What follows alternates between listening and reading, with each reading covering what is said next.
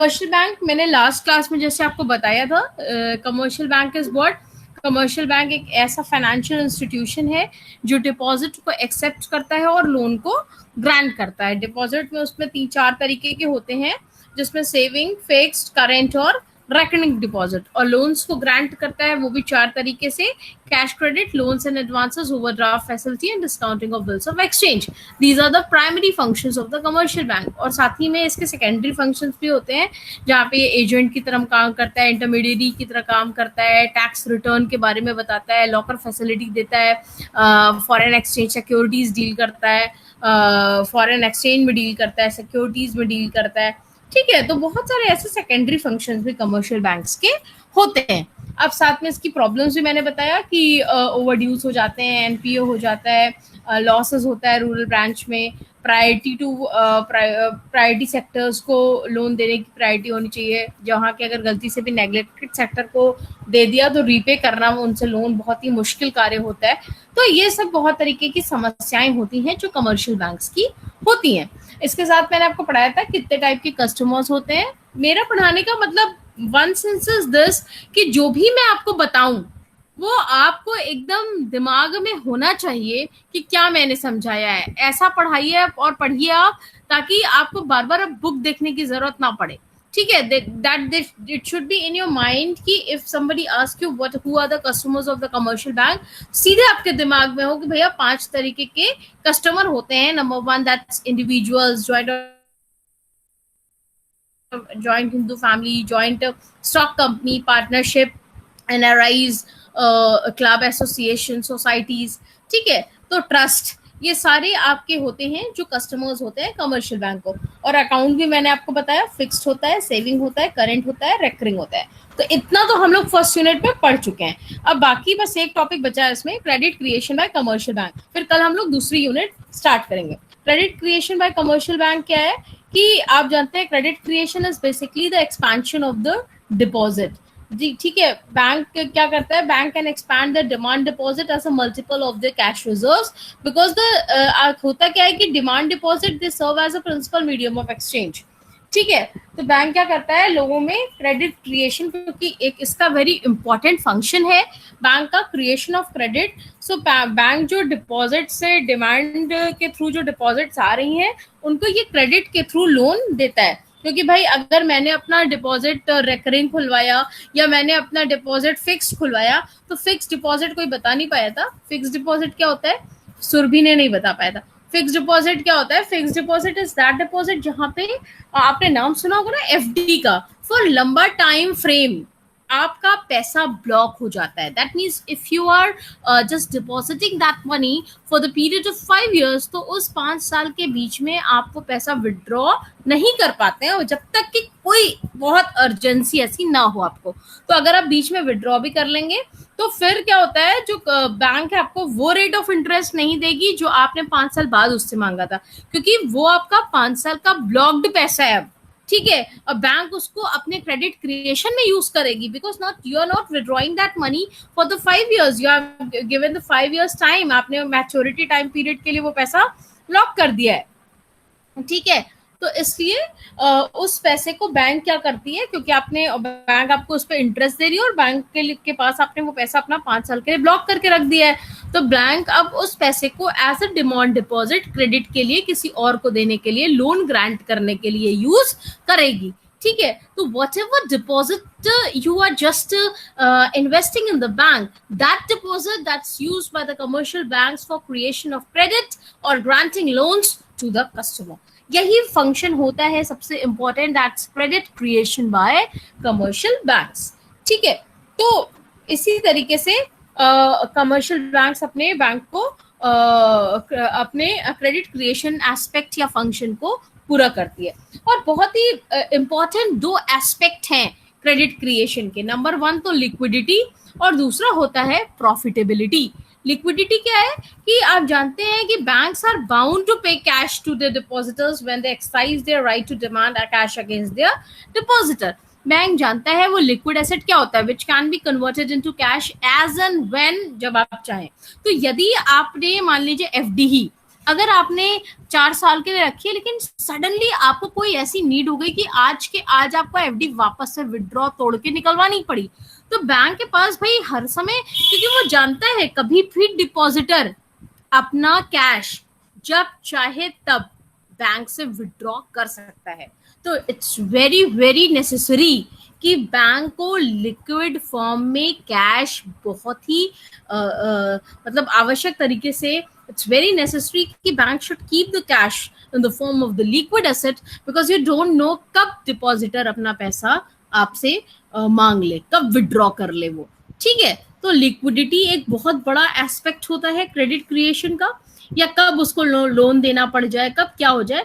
तो credit creation के सबसे इंपॉर्टेंट एस्पेक्ट में होता है कि लिक्विडिटी हमेशा रहनी चाहिए। दैट मीन्स बैंक के पास लिक्विड क्या होता है, लिक्विड एसेट मतलब कि कैश में विच कैन बी इजिली कन्वर्टेड।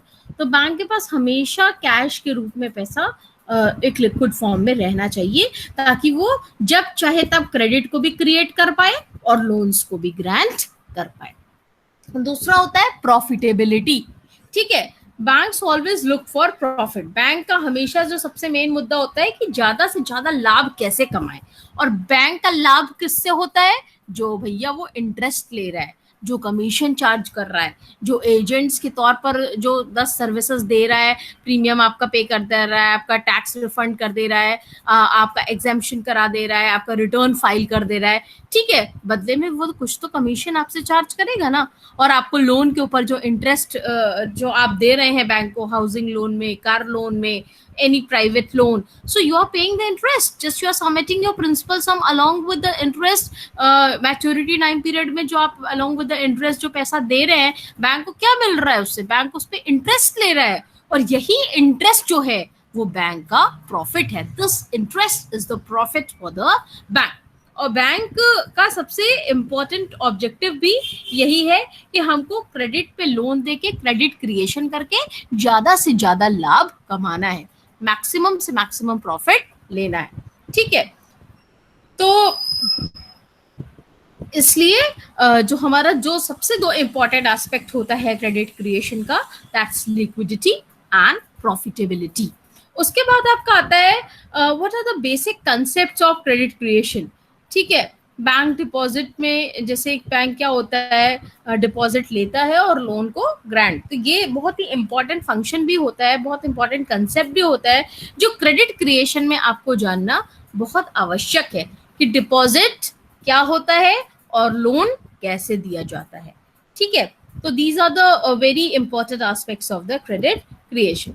अब प्रोसेस क्या होता है क्रेडिट क्रिएशन का बाय कमर्शियल बैंक्स। ठीक है, सेंट्रल बैंक में तो आप सब लोगों ने पढ़ा होगा, अभी हम लोग के अगले यूनिट में है भी, कि सेंट्रल बैंक जो रिजर्व बैंक अपने क्रेडिट क्रिएशन प्रोसीजर्स को फॉलो करती है। तो आपने ये सब 9-10 से पढ़ते आ रहे हैं कि जिसमें CRR होता है, कैश रिजर्व रेशियो बढ़ा घटा देती है, SLR स्टैट्यूटरी लिक्विडिटी रेशियो बढ़ा घटा देती है, बैंक रेट होता है, ओपन मार्केट ऑपरेशंस होता है। ये सब पढ़ा है कि नहीं पढ़ा है? ठीक है, जहाँ पे सिक्योरिटीज की बेच और खरीद करते हैं आप। ठीक है, तो ये सारे lender of the last resort होता है। तो ये सारे बहुत सारे ऐसे टेक्निक्स हैं जिसके थ्रू सेंट्रल बैंक अपने क्रेडिट को कंट्रोल करता है। ठीक है, लेकिन कमर्शियल बैंक की हम बात करें तो कमर्शियल बैंक जानता है कि central bank is the primary source जो उसका होता है ऑफ मनी सप्लाई। ठीक है, क्योंकि अगर कमर्शियल बैंक के पास पैसा खत्म हो जाता है तो हम सेंट्रल बैंक को एक नाम से और बुलाते हैं, that's the lender of the last resort. That means सबके पास जब पैसा खत्म हो जाता है तो central bank is the only one which supply the money through the circulation of the currency. वो अपने करेंसी को सर्कुलेट करता है और कमर्शियल बैंक्स को पैसे का सप्लाई करता है। ठीक है, तो money supplied by commercial bank is money supplied by the central bank is the circulation of the credit, और creation of credit हम किसको कहते हैं? Creation of the credit by commercial bank is the process where the money supplied by the commercial bank is called credit money।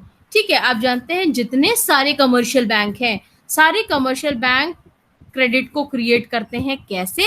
Bye अभी मैंने just बताया आपको, by advancing loans and purchasing securities. ठीक है, आप सिक्योरिटीज को purchase कर लेते हैं और लोन्स को ग्रांट करने से वो क्रेडिट को क्रिएट करते हैं, मतलब क्रेडिट अपने कस्टमर को आसानी से उधार पर पैसा दे देते हैं, जो कि बहुत ही इंपॉर्टेंट कार्य है कमर्शियल बैंक का. That's the very very important function of the commercial bank, and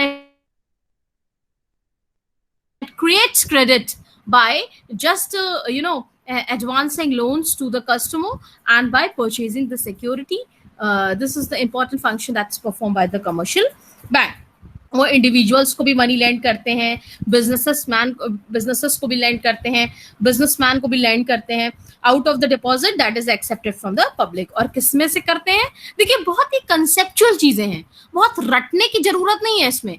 एकदम से सीधा फंडा मैंने आपको बताया कि इसकी प्रक्रिया क्या है, इसका प्रोसेस क्या है. भैया, जो डिपॉजिट हमें पब्लिक दे रही है, चाहे वो सेविंग के रूप में, चाहे वो फिक्स के रूप में, चाहे वो रेकरिंग के रूप में, चाहे वो करंट के रूप में, उसका डिपॉजिट करंट अकाउंट का जनरली हमारे लिए पैसा सही नहीं होता है कि करंट अकाउंट का बंदा कब, एक दिन से 2 दिन के अंदर में कब विड्रॉ कर ले, बैंक डजंट नो. तो उसके अकाउंट को तो वो नहीं छुएगा. लेकिन जितनी भी एफडीज होंगी, जितनी भी रेकरिंग्स होंगे, या कभी कभी सेविंग्स भी होंगे, बैंक जो डिपॉजिट उसकी पब्लिक से वो एक्सेप्ट कर रही है, उसी डिपॉजिट को बैंक क्रेडिट क्रिएशन के लिए यूज कर रही है. उसी deposit that's accepted by the public is used by the commercial bank for granting the loans and for the purchase of securities to the individuals, to the different businessmen, to the different businesses. ठीक है, तो यही एक सबसे important process होता है credit creation by commercial bank का. ठीक है, और आप ये भी जानते हैं कि commercial bank is not allowed to use the entire amount of the public deposit for lending purpose. वो ऐसा नहीं कि आपका अकाउंट पूरा खाली करके सारा ही पैसा एज अ डिपॉजिट जो आपने रखा है वो यूज कर ले. भाई, कब किसको जरूरत पड़ जाए, यू डोंट नो. तो आपको तो सारा पैसा किसी के, हर एक आदमी के अकाउंट से थोड़ा थोड़ा पैसा आप एज अ डिपॉजिट एक्सेप्ट कर सकते हैं, लेकिन आप सारा पैसा किसी के अकाउंट से विड्रॉ करके ग्रांट लोन नहीं कर सकते, क्योंकि कब किसको जरूरत पड़ जाए you don't know. So bank का, कमर्शियल बैंक अलाउड ही उनको नहीं होता है कि वो entire amount of the deposits lending purposes के लिए दे दे. उसमें से कुछ पैसा ही वो लेंडिंग पर्पस के लिए दे सकती है. ठीक है, और उनको एक कुछ अमाउंट एज अ रिजर्व रखना पड़ता है with the central bank, and this is for the serving the cash needs of the depositor. भाई, जैसे मान लीजिए आपने 10 लाख की एफडी कराई 5 साल के लिए, तो आपको 5 लाख रुपया आप एज अ डिपॉजिट, आधा पैसा तो यूज कर सकते हैं लोन देने के लिए, बट आपको 5 लाख रुपया सेंट्रल बैंक के पास एज अ रिजर्व रखना पड़ेगा, ताकि इमरजेंसी के सिचुएशन में कब अगर डिपॉजिटर आके अपना पैसे की डिमांड कर लें, तो कम से कम सेंट्रल बैंक के पास वो आधा पैसा एज अ रिजर्व रखा है, तो सेंट्रल बैंक उस नीड को पूरा कर सकती है. अब ये नहीं कि आपने पूरा 10 लाख उसने डिपॉजिट किया और आप ले लो. कुछ पैसा आपको अलाउड होता है, but not the entire amount is allowed to be used by the commercial bank. They have to keep that reserve with the central bank of the country, and as and when the central bank needs that, depositor needs that money, the central bank fulfills the needs of that depositor. ठीक है, तो इसलिए कुछ पैसा reserve में commercial bank को रखना चाहिए, और entire amount is not allowed to use that for granting loans. ठीक है, तो commercial bank can lend the remaining proportion to the public deposit after keeping the expected amount of reserve. कुछ amount as a reserve central bank के पास रख के आधा पैसा वो for lending purpose, for credit or creation, for loan granting के लिए वो use कर सकती है. So this is basically the process of credit creation by commercial banks, जिसमें CRR होता है, आपका एक्सेस रिजर्व होता है, कैश रिजर्व रेशियो. यही एक चीज होता है जो इसमें यूज होता है, क्योंकि सेंट्रल बैंक तो अपने बहुत सारे टेक्निक्स को यूज करती है क्रेडिट को कंट्रोल करने के लिए.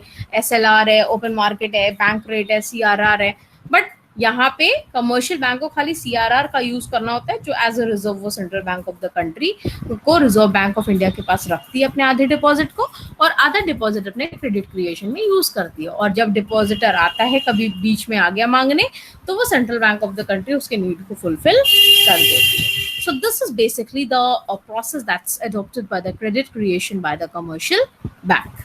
आपको समझ में आया? बहुत ही इजी लैंग्वेज में मैंने आपको समझाया, और सिंपल सा फंड है भैया. जो डिपॉजिट मिल रही है उसी डिपॉजिट को commercial bank as a loan, as a credit के लिए यूज कर रही है, ठीक है।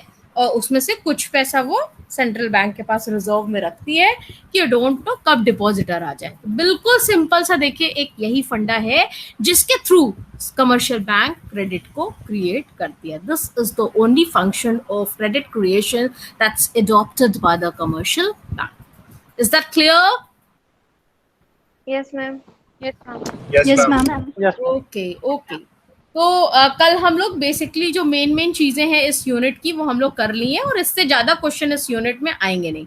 एक तो हम लोग इंडियन बैंकिंग रेगुलेशन एक्ट सबसे स्टार्टिंग में करा था कि बैंकिंग सेक्टर होता क्या है, फंक्शंस क्या है कमर्शियल बैंक के, प्रॉब्लम्स क्या है कमर्शियल बैंक के, कितने तरह के कस्टमर्स होते हैं, कितने तरीके की डिपॉजिट्स होती हैं, और क्रेडिट क्रिएशन फंक्शन क्या होता है। अगर आपने इतना, जितना मैंने अपने पढ़ाया है इतना भी अगर आप तैयार कर लेंगे इस यूनिट से, तो आराम से आपको 2 क्वेश्चन इस यूनिट में मिल जाएगा। So tomorrow we are going to start with अभी 2 यूनिट और बची है, सेकंड और third. So tomorrow we are going to start with the second unit. Till then thank you, और कल फिर हम लोग मिलते हैं 11:15 पे, ठीक है। और आज जो मैंने पढ़ाया है ये आप कल स्टार्ट में पढ़ के आइएगा, क्रेडिट क्रिएशन फंक्शन मैं किसी से भी पूछ लूंगी, ठीक है। सो आप कंसेप्चुअली तैयार होकर कल मेरी क्लास में आइएगा। Okay, thank you so much. Thank you, ma'am. Thank you, ma'am. Thank you.